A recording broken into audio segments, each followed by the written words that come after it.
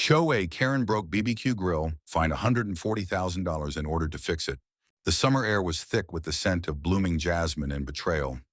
Karen Whitmore, the self-appointed queen of Sunnyvale HOA, strutted through the neighborhood like she owned every blade of grass. Her latest crusade, the community BBQ grill, a beloved centerpiece of block parties, now deemed an eyesore by her impeccable standards.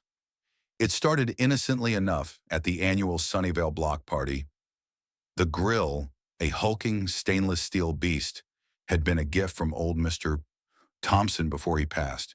It was more than a cooking appliance, it was a symbol of togetherness, where neighbors swapped stories over sizzling burgers.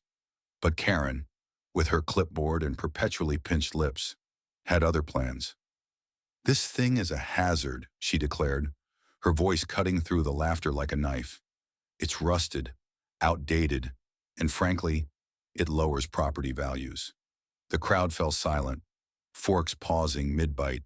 Nobody dared challenge Karen, not after she'd fined the Garcias $500 for an unauthorized mailbox color. By Monday, whispers spread that Karen had filed an official HOA complaint against the grill. She didn't just want it gone, she wanted it replaced with a modern HOA-approved model costing $10,000 funded by a special assessment.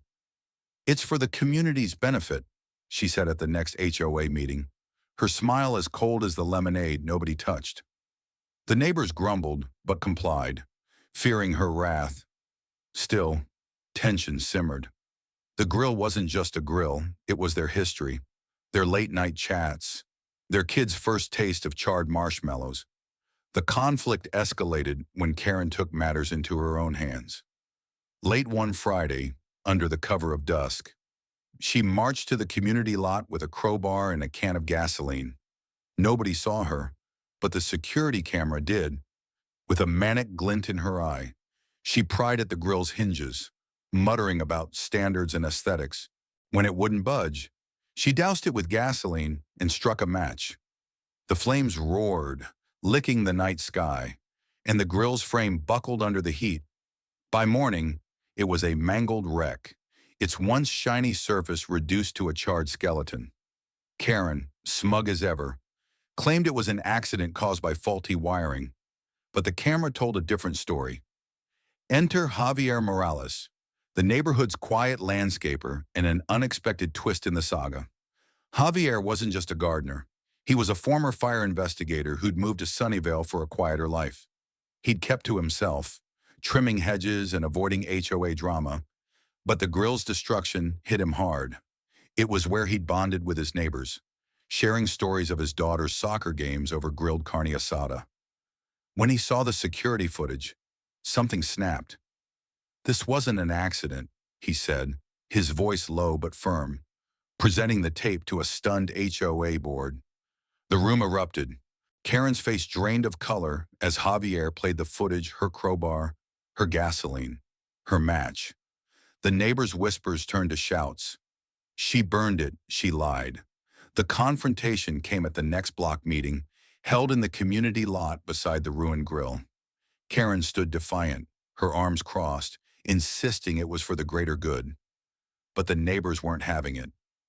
Leading the charge was Mike, a burly mechanic who'd spent countless Sundays perfecting his ribs on that grill. "You torched our memories. Karen," he bellowed, his voice shaking with rage. The crowd surged forward, their faces a mix of fury and betrayal. Karen's smug facade cracked as she stammered. "I was protecting property values, but the evidence was undeniable, and the tide had turned." The climax hit like a freight train. The HOA board, backed by Javier's footage, voted unanimously to hold Karen accountable. A lawyer neighbor, Sarah, dug into HOA bylaws and discovered Karen's actions violated multiple regulations, including vandalism and reckless endangerment. The board didn't stop there. They contacted the county, and soon Karen faced criminal charges for arson. At the hearing, the judge didn't mince words. "Ms. Whitmore, your actions destroyed a community asset and endangered lives," he said, slamming his gavel. The fine was staggering $140,000 to cover the grill's replacement, legal fees, and punitive damages. She was also ordered to personally oversee the grill's repair or replacement, a humiliating task for someone who'd once lorded over the neighborhood. But the real justice, the kind that stung deeper than any fine, came from the community. Karen, once the untouchable HOA tyrant, was ostracized. Neighbors stopped inviting her to events. Her perfect lawn was no longer admired, it was ignored. At the next block party, held with a new grill funded by donations, not Karen's fine, Javier fired up the burners, and the air filled with the familiar sizzle of burgers. Karen watched from her window, alone, her curtains drawn. The community had rebuilt, stronger without her. Mike raised a beer and toasted, to justice and good BBQ. The crowd cheered, their laughter echoing into the night. The fallout was a bitter pill for Karen. Her reputation, her power, her smug superiority all gone. She'd underestimated the neighborhood's love for their grill, their unity, their refusal to bow to her whims. The $140,000 fine was just the start. The real cost was her isolation. She'd swung her crowbar at more than metal, she'd shattered her own standing. What do you think, was Karen's punishment fair? Or did the neighborhood go too far?